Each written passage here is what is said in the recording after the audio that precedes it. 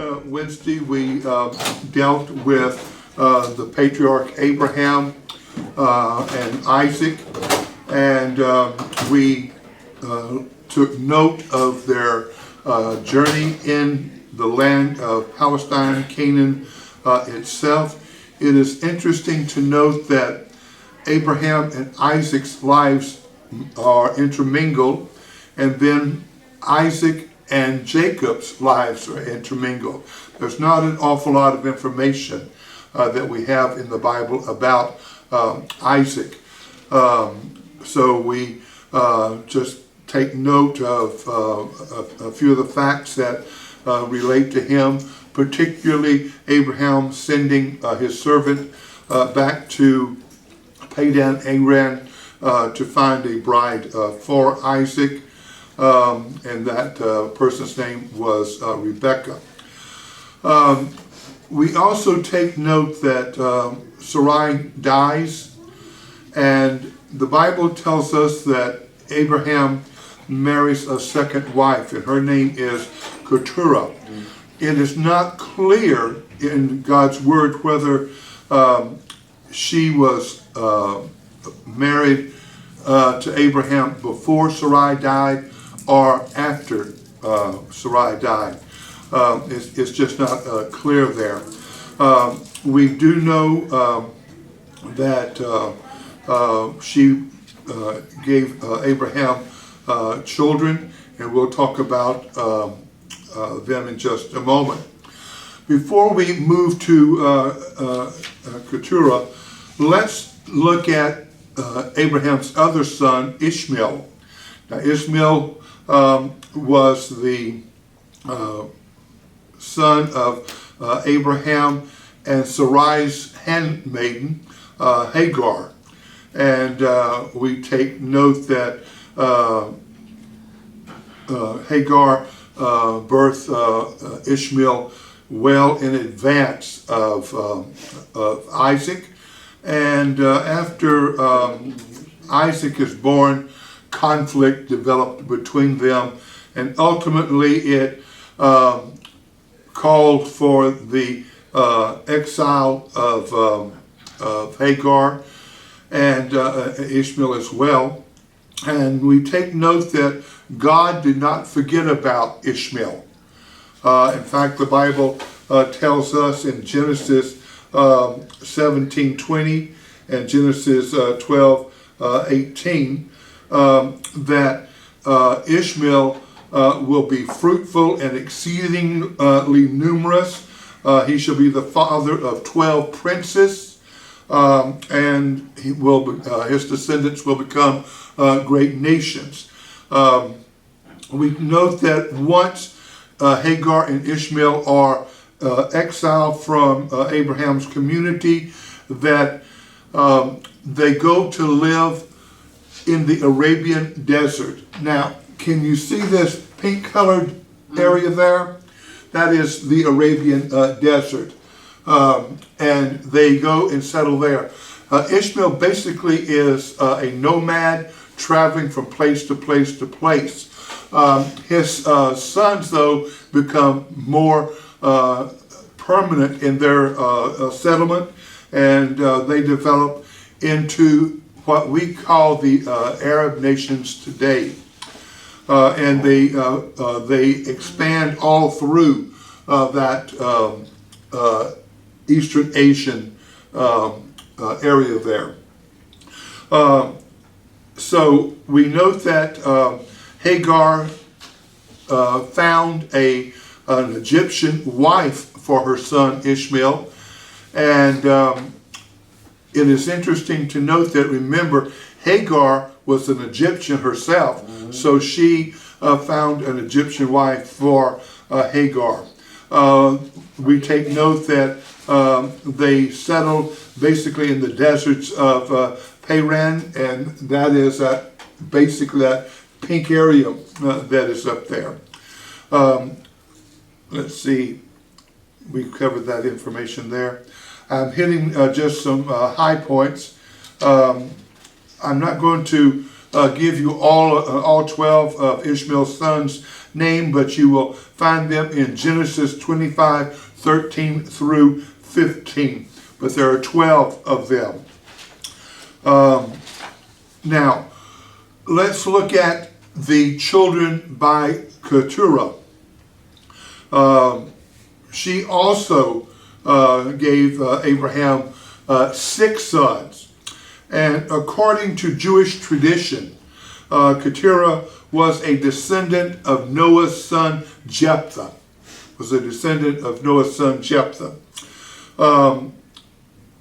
Again, I'm not going to give you all 6 of their names, but I do want to mention one of their names, and that is Midian. And if you will look, can you see where the Dead Sea is located on the map? Let me see if I have a better picture than that. All right, where did you go? No. Okay. So, well, that was bigger, but that. But these maps here do not show the southern part of the Arabian desert. So back up here a little bit. But notice you see the Sinai Peninsula. It looks like a heart down here in the lower left-hand corner. If you note, the Sinai Peninsula has 2 bodies of water that come up from the Red Sea. One of those, the eastern side, is called the Gulf of Aqaba. And just east of that body of water, that whole area there is known as Midian. This is where Keturah's son Midian went to live, and this is also where Moses went into exile from Egypt and lived there as well.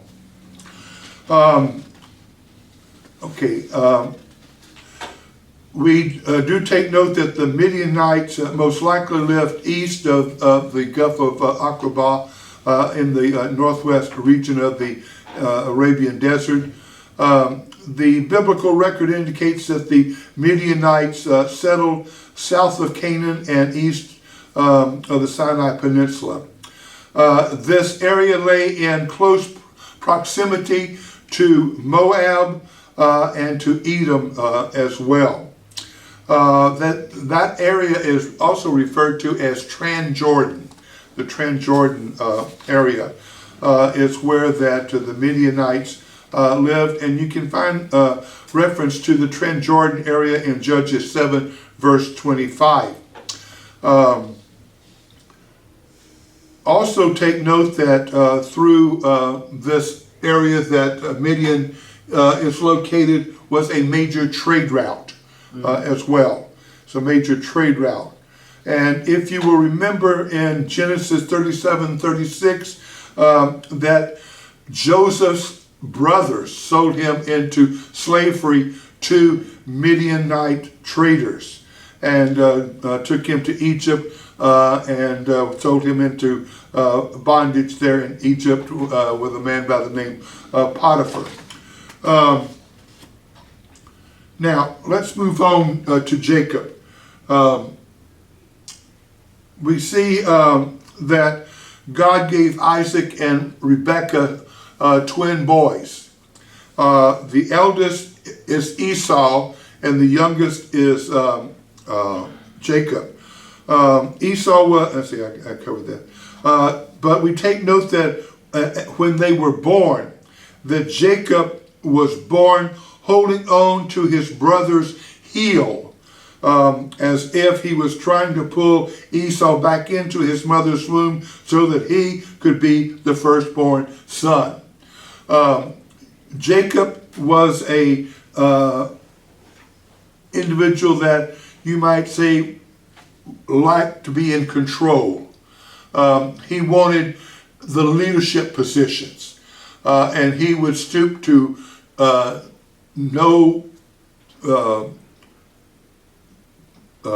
problem to acquire that. When we look at the parental makeup of that family, we note that Esau was favored by Isaac and Rebekah favored Jacob. And Rebekah was just as, should we use the word power hungry, as Jacob was. She wanted Jacob to be the head of the family. And so, you know the story. As the two boys grew, Jacob was more a homebody. Esau was more an individual that was a hunter and a sportsman and that type of thing. And Jacob had made a pot of lentil soup or lentil stew. Probably had some lamb in it, as this was a major animal that was used as food stock at that time. You see more about lamb in the Bible than you do about beef. And so Jacob makes this big pot of lentil soup and for his family. But Esau comes in and he is just famished and he is just so hungry. And Jacob says, I'll let you have a bowl of my lentil soup if you will give me the birthright. Now, many people don't understand about that birthright. The birthright has a major impact upon the patriarchal family. When you possess the birthright, you are the head of the family. You are the priest of the clan. You are the final authority of that clan and fellowship. Whether there are familial people in the clan or whether there are also strangers within the clan. The one who holds the birthright is the head of that family. So we take note how cavalier Esau was about the birthright. He did not hold the birthright in high regard, and so he sold the birthright. He was entitled to the birthright because he was the firstborn son. He sold the birthright for a bowl of porridge, a bowl of lentil soup, and not even taking into thought about what he was giving up. Later, as the boys grew into manhood, Rebekah begins to scheme against her husband Isaac in giving to Jacob the prayer of blessing. He already has the birthright, but now this prayer of blessing is as important as the birthright. And so we note that Esau is a very hairy individual. He had a lot of hair. He was very hirsute. Whereas Esau was not as hairy, was more smooth skin. And so Rebekah tells Jacob, make up a pot of soup, make a pot of stew for your father, and go in and tell him that you are Esau. And he says, but he will know that I'm not Esau. Now, Isaac is blind by this time, so he cannot see which son is before him. The only way that he can determine is by feel.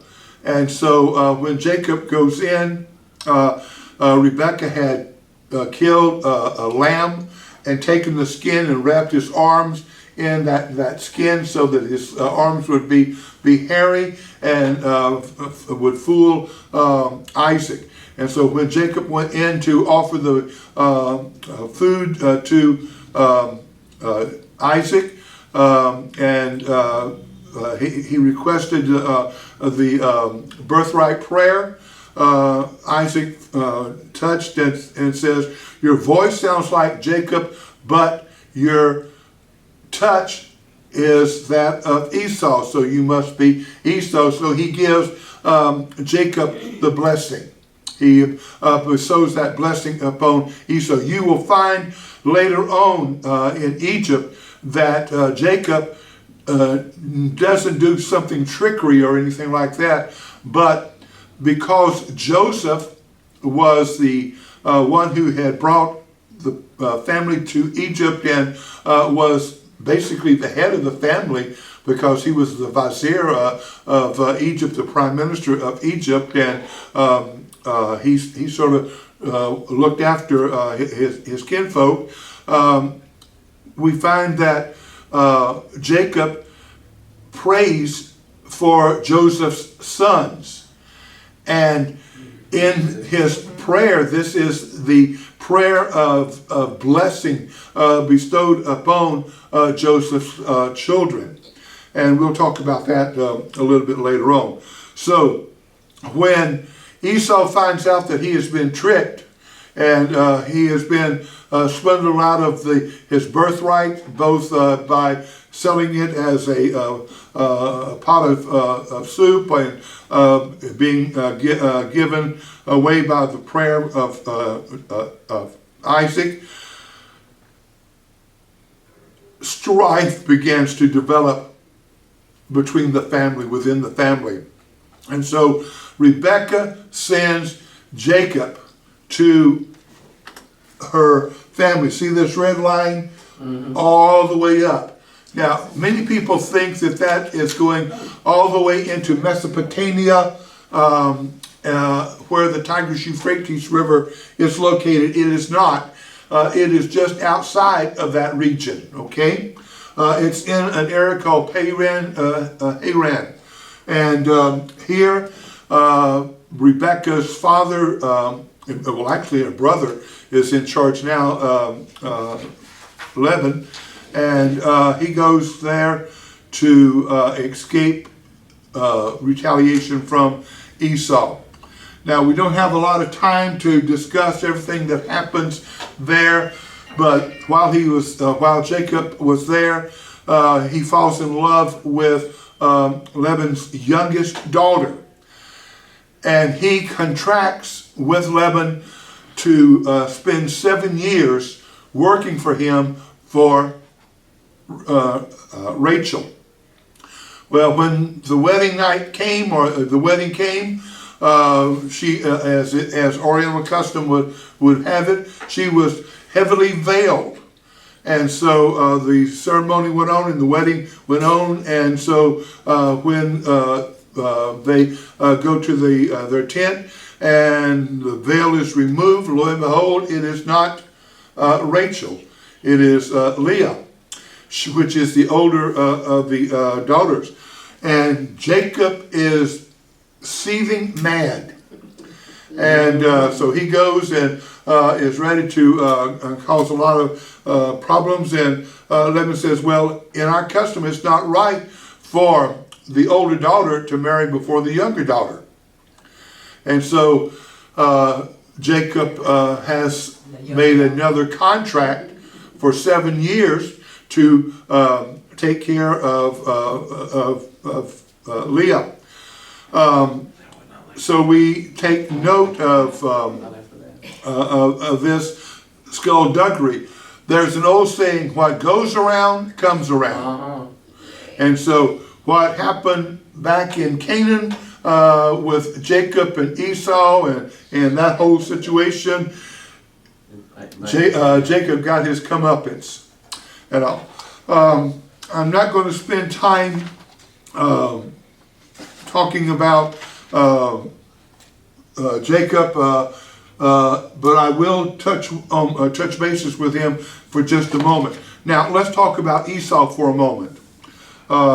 Esau, his name actually means red and covered with hair.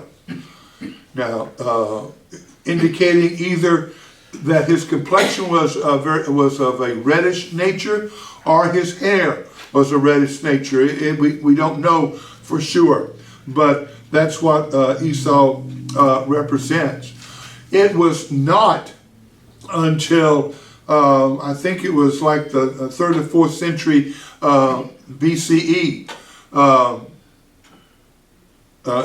CE, that Esau was identified as a personal name. Up until that time, Esau had a name that was not easily pronounced, and we do not know what that name is.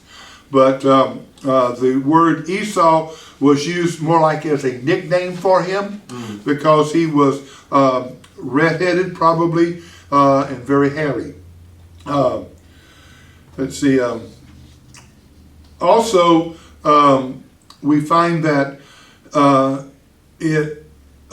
this word Esau has sort of a twist to it in Hebrew, where that it might sound like Seir, S-A hyphen, not hyphen, but apostrophe E-R.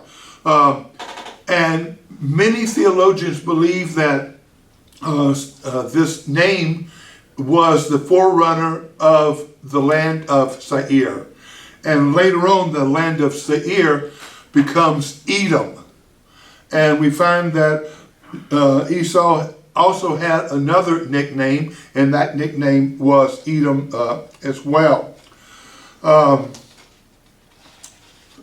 Let's see, we covered all that. Yeah. The name Jacob means, well, it actually comes from Yaakov, Y-A-A-C-O-V. The Hebrew name Yaakov means may God protect. May God protect. The English translation of Yaakov is Jacob. We also take note that the name Jacob means to grasp the heel. And this is a meaning of Jacob's birth, because he was holding on to Esau's heel when they were born. We take note that as Jacob is going up to his uncle, he stops at a little place called Bethel. Well, later it becomes Bethel. And there he lays down and rests, and he has a dream or a vision, if you will. And he struggles with God. He contends with God. And later Jacob is renamed Israel, which means God contended or wrestles or struggles with God or triumphs with God.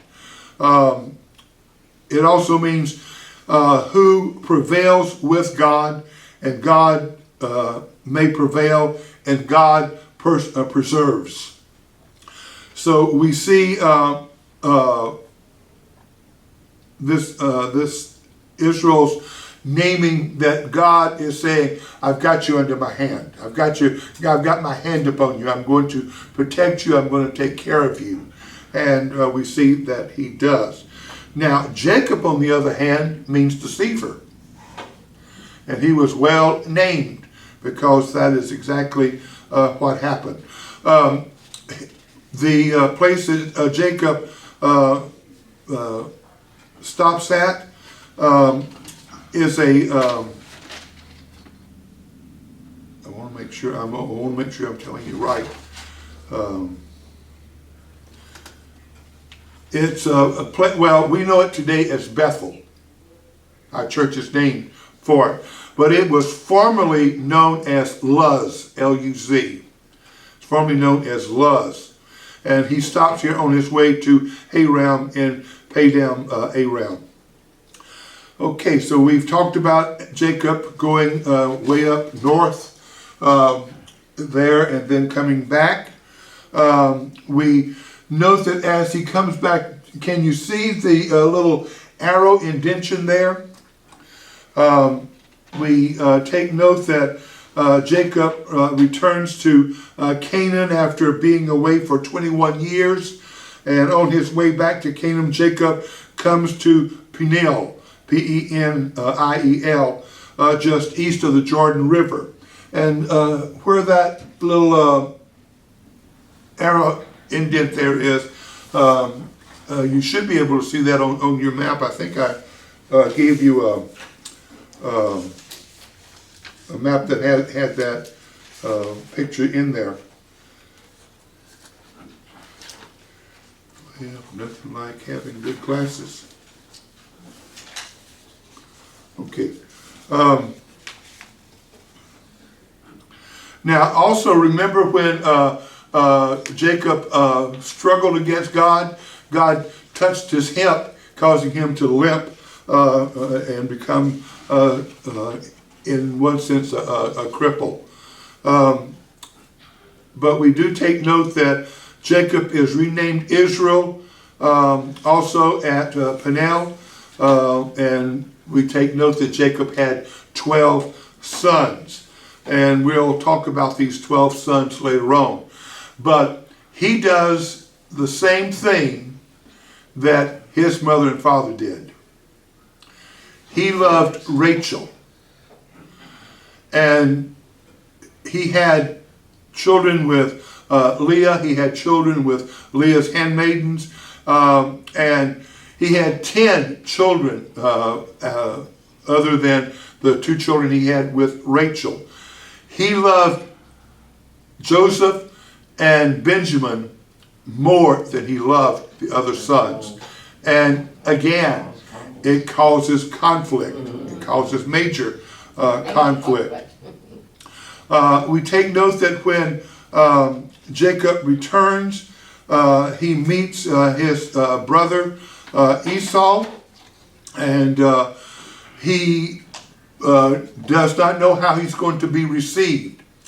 Therefore, he sends his wives and children and some of his servants and cattle back across a creek area.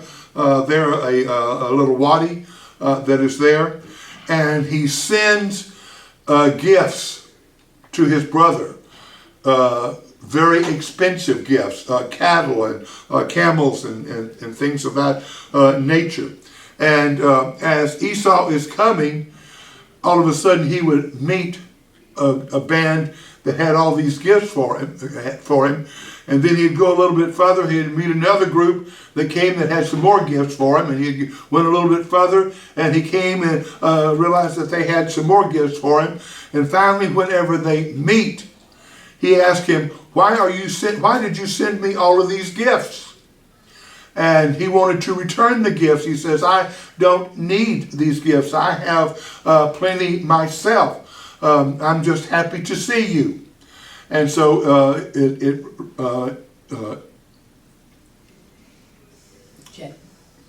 I might just totally went blank. Esau, there it is. Esau, yeah. It's terrible to get old. Esau was letting Jacob know that bygones was bygones, and Jacob says, no, I want you to have them, so that when you see these, you will know that I love you as well. Now that comes from the book of Bartley. And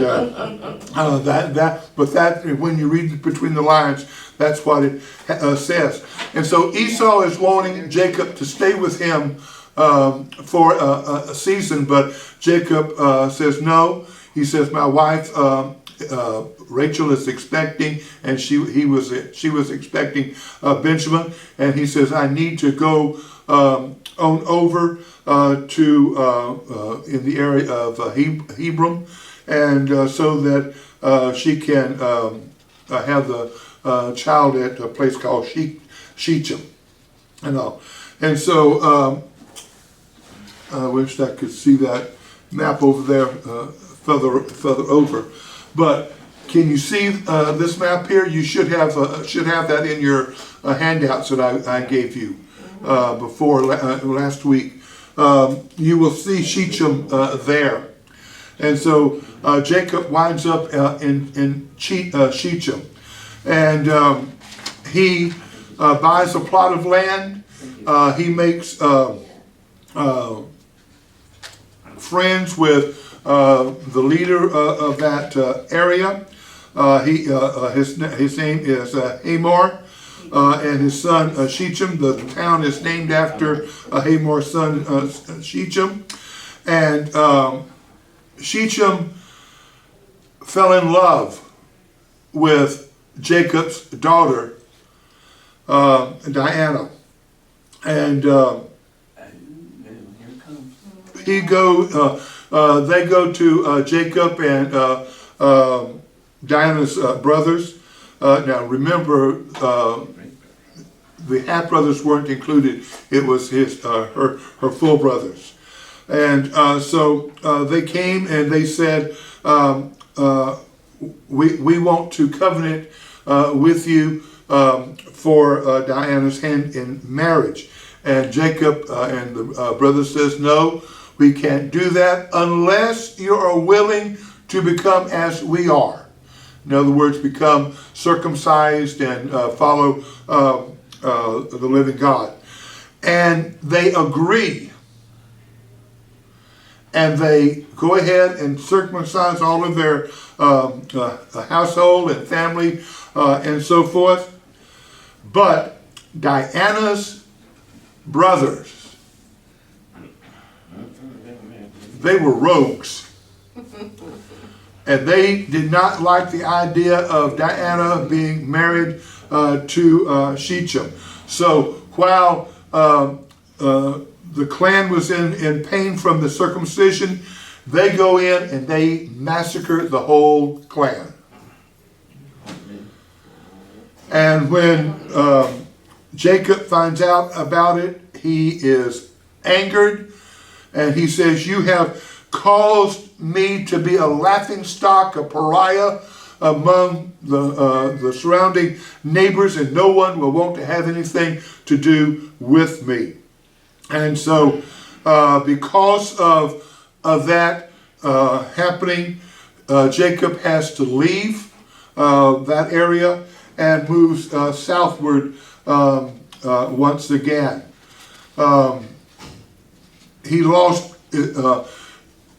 Are you aware of the concept of losing face? Yes. Mm-hmm. Okay. He lost face. And it's very hard in Asian cultures to regain a good face. And so Jacob had to leave. And he returns to Bethel and settles where his father Isaac was living. Now remember, Isaac is still alive at this time. You know, so he returns to where Isaac is living in Mamre, and that is another name for the city of Hebron. Genesis 35:27 lets us know about that. On the way to Hebron, Israel's beloved wife Rachel dies and was buried at a place called Bethlehem. And remember when Jesus is born and Herod kills all of the male children, and we read the section there that talks about Rachel is weeping and crying for her lost children, you know, because Rachel was buried there in Bethlehem. Now, moving on, let's see.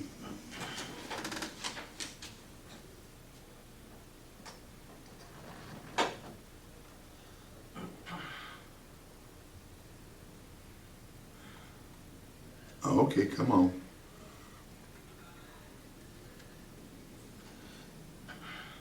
Okay, we'll go here. Okay, we find that Israel, Jacob, began to groom Joseph for the leadership of the clan. This caused major discord within the family. Joseph was not the eldest son. In fact, he was the second to the youngest son. And so we see that Joseph is the 11th son of Jacob, 12 sons, but the firstborn son of Rachel.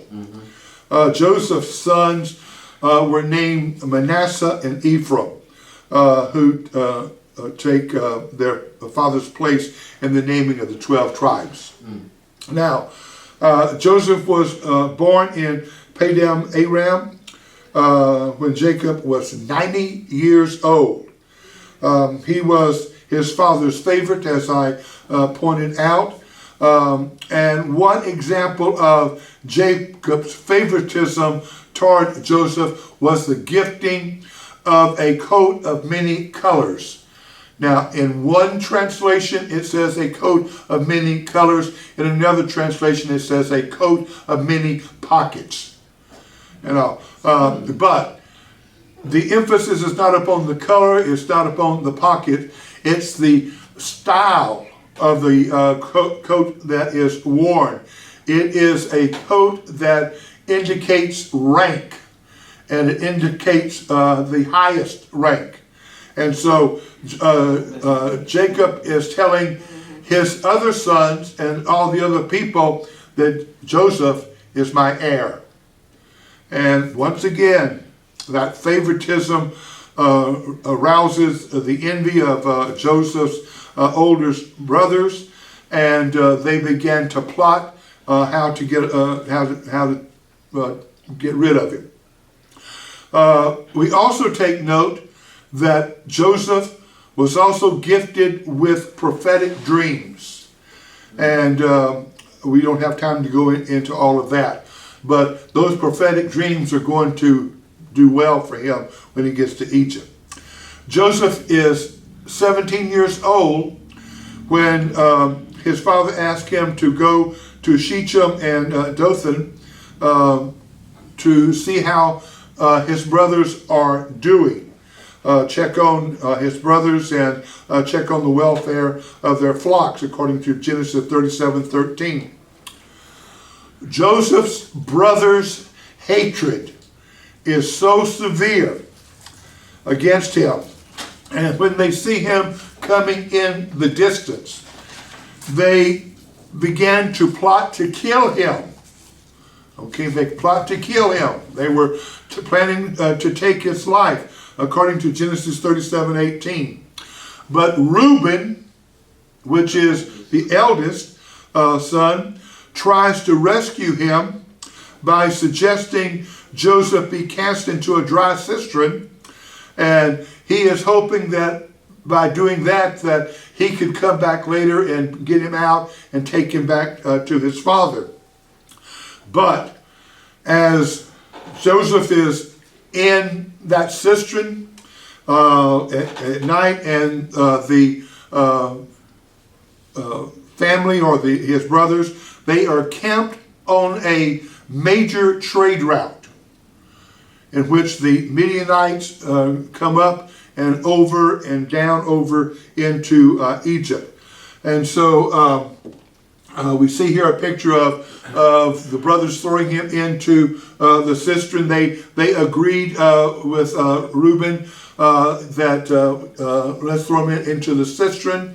And then all of a sudden, as they are eating their meal and the Midianites come their way, they begin to think, why should we leave him for dead when we can sell him and get some money from it? And so this is exactly what they did. The traders came and they sold him for 20 shekels of silver. 20 shekels of silver. Joseph was sold into slavery. Now, the other map over to the far right, see the green line going through there? Mm-hmm. That is the route that the Midianites took back into Egypt. Okay? Now, we know the story. of what happens to Joseph in Egypt. First of all, he is sold to Potiphar, and Potiphar is the head of all of Pharaoh's guards. He is in a very high position, and so he buys Joseph, and soon Potiphar finds that Joseph is very capable and places him in charge of all of his household. And then one day, his Potiphar's wife casts her eyes upon Joseph and tries to seduce him. And he does what I tell all of the young people that I pastored when they find themselves in a similar situation: run, run. And so Joseph runs from Potiphar's wife, but she is so enraged that she tells Potiphar that he was the one that was trying to accost her. And so once again, this concept of face comes into play. Potiphar could not call his wife a liar, even though he knew she was. How do we know that Potiphar thought his wife was a liar? Was because of his actions. In the culture of the time, if anyone even touches a man's wife, he is executed. No ifs, ands, and buts about it, on the spot. But this did not happen, because we see where that Potiphar takes Joseph and puts him in prison. And there Joseph soon finds favor with the warden of the prison, and he becomes he takes care of all the situations there for the warden, and is given a high place of honor there. While he is there, two high officials in Pharaoh's palace are thrown into prison. One is a cupbearer and one is a baker. And both of these men have dreams. And they are so disturbed, and Joseph sees how disturbed that they are, that he goes to them and says, what is troubling you? What is going on? And so finally the cupbearer tells him about his dream. And Joseph tells him what his dream means, that he's going to be released in a few days and return to his position. Well, the baker feels like that if the cupbearer got a good report, that he probably could too. So he went to Joseph and told him his dream. But in this case, Joseph told him that evidently his crime was so severe that he would be executed in, I think it was 3 days. And it came to pass. The only thing that Joseph asked of the cupbearer was that when you get back, remember me to Pharaoh. Well, 2 years passes by, and Joseph is still in jail. And all of a sudden, Pharaoh begins to have dreams. And so no one can tell him the dreams. He calls in all of his wise men and soothsayers and so forth, and none of them can tell Joseph Pharaoh what those dreams were. And suddenly the cupbearer remembered Joseph, and they bring Joseph in, clean him up, and brings him before Pharaoh. And Pharaoh is saying, I understand that you're able to interpret dreams. And notice what Joseph says. He says, it's not me, but it is God. It is Yahweh that can give me the interpretation. And so Pharaoh goes ahead and allows Joseph to pray about the situation and get the interpretation. And you know the story. for 7 years, Egypt would have a great harvest and a lot of leftover surplus foods and so forth. And then would follow 7 years of famine. And it came to pass. And before the dreams came to pass, Pharaoh made Joseph the vizier, or the prime minister of Egypt, the number 2 person in the land. And this famine that takes place 7 years later, it did not only affect Egypt, but it affected all of the Levant to the northeast part there, Canaan, Palestine, that whole area, and also to the east of Egypt in North Africa. All of this whole area was in famine. And because they could get grain, Egypt was becoming extremely wealthy because they had grain to sell. And it was because that God had given Joseph the interpretation, and he was able to put into practice a plan of saving surplus and only doling out exactly how much people could live on, and so that they would have enough land. In the Levant, we find where Jacob, Israel, they are affected by the famine, and so he sends his sons to Egypt to get grain. And so when these sons come, Joseph recognizes his brothers, but his brothers doesn't recognize him. He's changed a lot. 13 years had passed. 13 years had passed.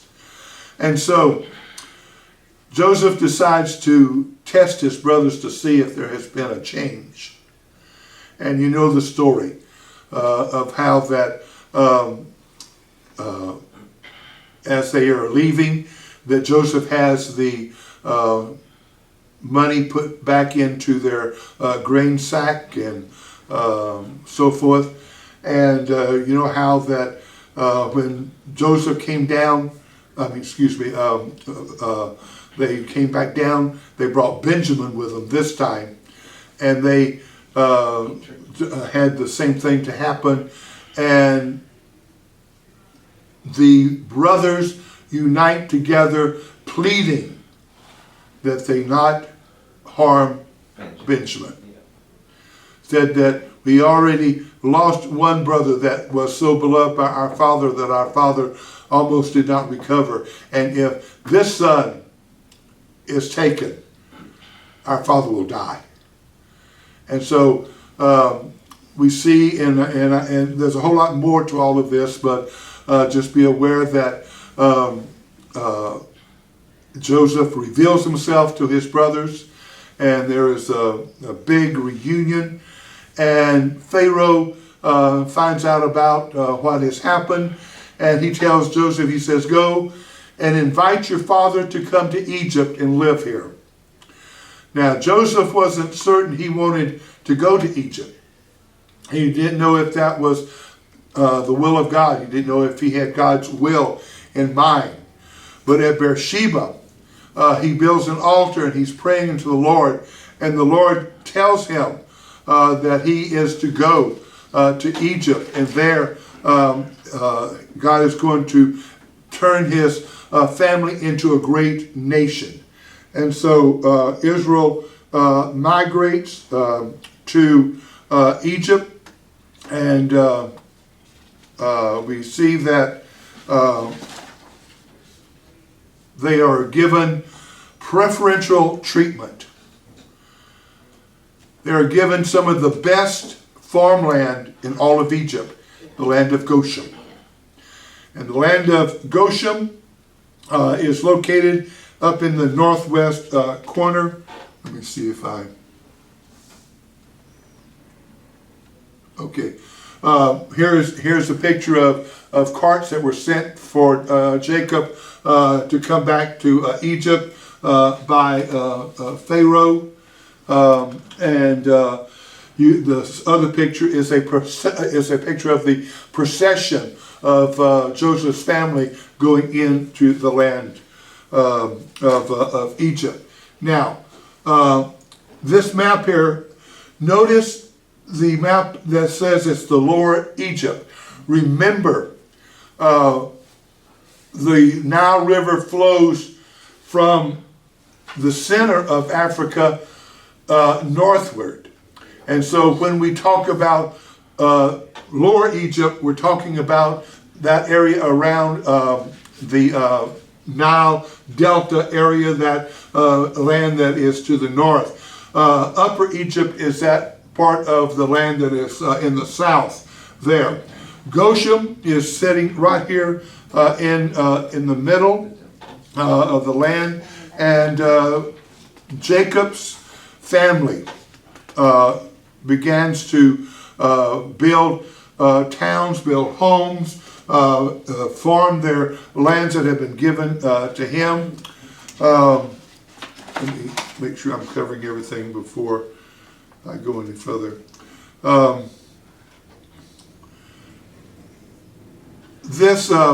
Before I get into Goshen, back up a little bit to Jacob coming to Egypt. This was a prophetic word. This was the fulfillment of a prophetic word given to Abraham. In Genesis 15:13, the Lord tells Abraham, "Know for certain that your offspring will be sojourners or travelers to a land that is not theirs, and will be servants there, and they will be afflicted, enslaved, and mistreated for 400 years." So this is fulfilled with Joseph, and when God tells Joseph, "I am God, the God of your fathers. Do not be afraid to go down to Egypt, for there is yet, for there will make," let me get all of it together. "Do not be afraid to go down to Egypt, for there I will make your family into a great nation." So the Hebrews enter Egypt as royal guests, and that's important, and are accorded the favor of Pharaoh's court. And it's because of who Joseph is. God had all of this in his plan. Sometimes we can't understand why we go through hardships and trials and situations, famines and so forth. But God never has something like that to happen to us without having a reason. And God's reason was to bring Israel down into Egypt so that there they could grow into a great nation. As I pointed out, the Israelites were given the land in the northwest corner of Egypt, the land of Goshen, according to Genesis 45, 9 through 10. Goshen is located in Lower Egypt in the eastern part of the Nile Delta. You can see where the Nile Delta is located in this map here. Right across where it says Lower Egypt, that is the Nile Delta. Okay, so the Israelis prospered. Over the years, Israel remained in Egypt and prospered, but suddenly a new dynasty of pharaohs come to power over Egypt. In Exodus 1 verse 8, we read, "Then a new king, to whom Joseph meant nothing, came to power in Egypt." Earlier we noted that in Genesis 15:13, it predicts that the Israelites migrate to Egypt and they would develop into a great nation. This prediction also foretold their slavery. So part 1 was fulfilled, and now part 2 is going to be fulfilled. This Pharaoh that didn't know Joseph became fearful of insurrection and rebellion with such a large and powerful ethnic group living in this country. Let's stop for a moment and look for a comparison recently in American history. During World War II, when Pearl Harbor was attacked, all of the Japanese and many other Orientals were rounded up and put into concentration camps. Why? Because they were afraid that these Japanese would infiltrate our naval bases, our army bases, our military, even into places of power, and they were afraid that they would become an inroad for the Japanese to come into the mainland and take over. That same type of fear was here with Pharaoh. Pharaoh sees this large nation of people living there, these Israelites living in his country, and he is thinking, wow, there are so many, and it is estimated at this time that there were some 3 million Israelites in the land. You have 3 million individuals that are non-Egyptian in your land. Yeah, you have a right to be concerned. You have a right to be concerned. But I think that Pharaoh could have gone about it in a little bit better way. But we see that he sees this massive group of people living there, and he shrewdly enacted measures that made slaves out of the Hebrew people. Exodus 1 verses 8 through 11. Now, why did God allow Israel servitude in Egypt? Well, you find out in Genesis 15:13 through 16.